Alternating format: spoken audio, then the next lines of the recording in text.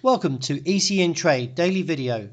Before we begin, it should be noted that any advice is of a general nature only and that your personal circumstances have not been taken into consideration. Hello everyone, my name is Rob Clayton and thank you very much for joining me.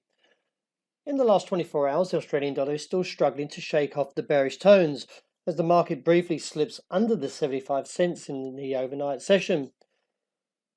With a recorded low of 74.92, the market has at this point rebounded and now challenging around the 75.25 area. Looking ahead, we do have the Australian 2018-19 federal budget. It's unlikely the market will respond to the release, but nevertheless, from the divergence and also some of the technical implications supporting a rise, I still at this point can't sell the currency at these levels in the short term.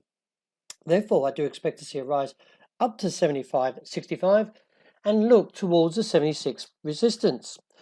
From there, I would like to shorten the market and look back to the downside as the broader picture still holds towards the region coming in now at 73.75. But first, we do need to see this retracement before the downward move. The euro overnight still remains relatively weak as the US dollar briefly looked at a high on the index at 92.80. Overall, I still feel the market can get down towards its objective, which from the break of the neckline at 121.80 gives us a move to 118. Towards this region should find profit taking, but do be aware is that we are getting a little bit oversold and a little bit of divergence shown on the dailies could imply that the market may rebound from the region of 118 and look back towards 120.40. The dollar yen has slipped slightly lower overnight, however, we're expecting the support at 108.75. With the low being around that region in the last 12 hours, the market is still looking further to the downside, as you can see from the MACD, the stochastic, and also the RSI. I do believe from the pattern that we could see a slight tone to the bear case and look towards the recent lows, but overall, this gives us opportunity to buy. I think the market towards the lower side of 108 is potentially a rebound and look back towards 109.60-70 and towards 110.55. The pound didn't go hardly anywhere overnight and remaining directionless, still hovers over the 135 level.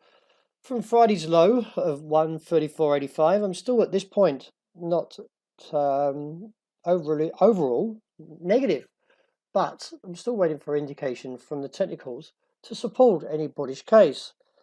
Still, this week to come, we have the Bank of England's decision on its rate and, more importantly, the statement. It is unlikely to see a move in rates, but I still prefer and may see an unexpected one. But nevertheless, overall, we still should or could, one of the two words, see a rebound. But I'm waiting for the technical confirmation for this. Looking at the broader picture of the gold, you can see the market is still very much holding above the 1,300 bullish foundations.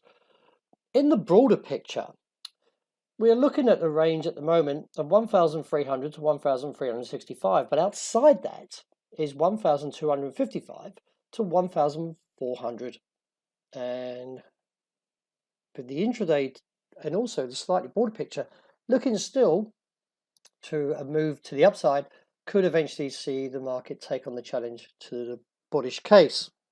Still buy on dips, and I still expect to see the market eventually go higher.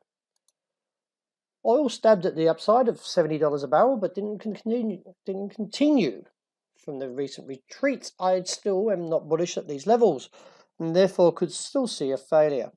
At the moment, the market is waiting for Trump to give an indication of whether or not his decision on the Iran deal, which he has tweeted that will be at 2 p.m.